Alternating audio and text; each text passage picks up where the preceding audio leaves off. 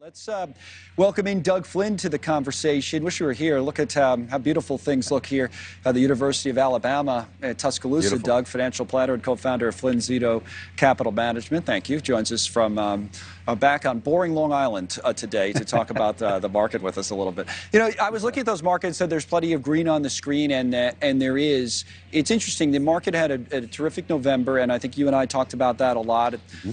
You know, today notwithstanding, seems like it's flattened out a little bit, or it's getting a little tired in early December. What's the state of the stock market for everyone's 401k as you see it right now?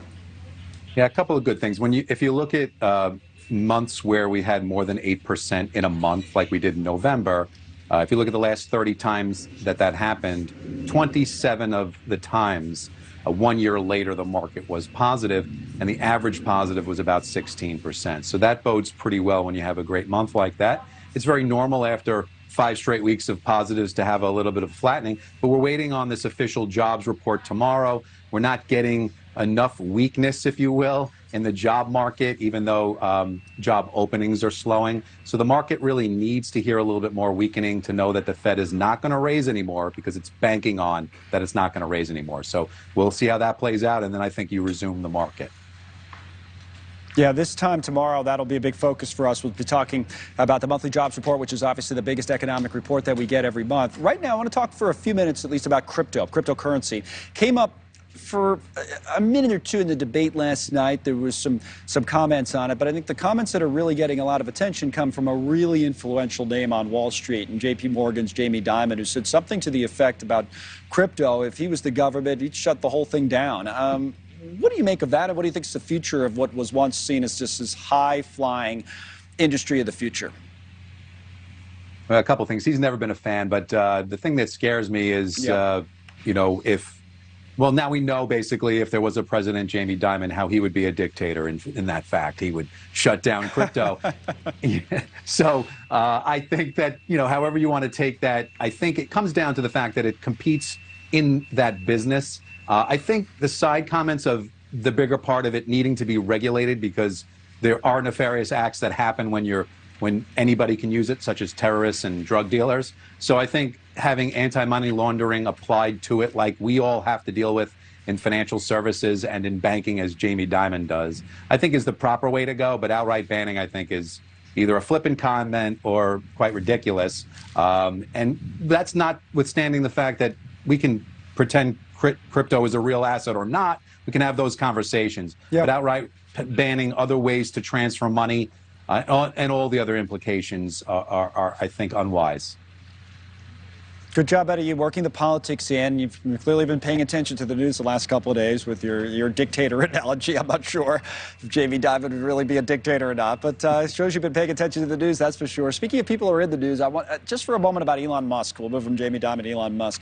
There's an article from Bloomberg News today that talked about SpaceX, the company SpaceX, one of Elon Musk's companies, being valued at $175 billion, put it up there with companies like Ford and others. That's where the value would be. People have always wondered. And the second part of that talked about the fact that they might sell shares to the public for a division of SpaceX that gets a lot of attention, Starlink, which gets a lot of attention, even government circles. Put that all together, and what's your takeaway from all that?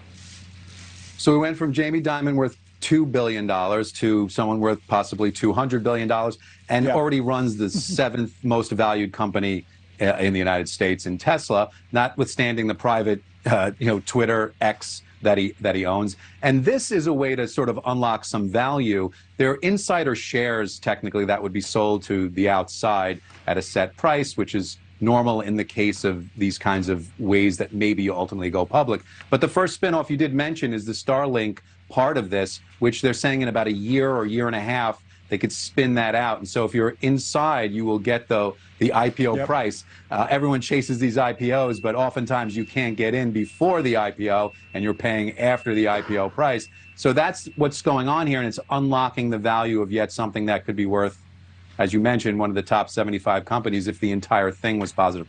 But it does have positive earnings. This year it's going to make about $9 billion, next year about $15 billion. And we don't know just how much of that comes from Starlink, but the outlook is pretty good for that too. So we'll see how that works out. But I'm sure Elon has a plan.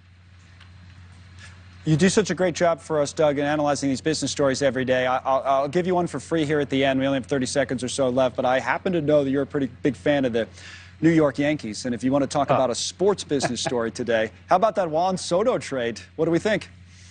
You know, it's interesting because I know you're a Mets fan, and that's you have issues with being a Mets fan. But as a Yankees fan, it's been tough as well. And even though we have all these great players, they just don't seem to gel. And I don't know. I'm not such a big fan of the way that everybody carries themselves. These two people that they're adding on. So I'm going to remain reserved. But it is exciting maybe to get out there and be a good product. So. He doesn't like the Soto shuffle, this guy. All right, Doug, I hear you. Doug Flynn there on the business news and a little bit of the sports business news. If you missed it, it's a blockbuster trade, Major League Baseball, the 25-year-old superstar Juan Soto to the New York Yankees.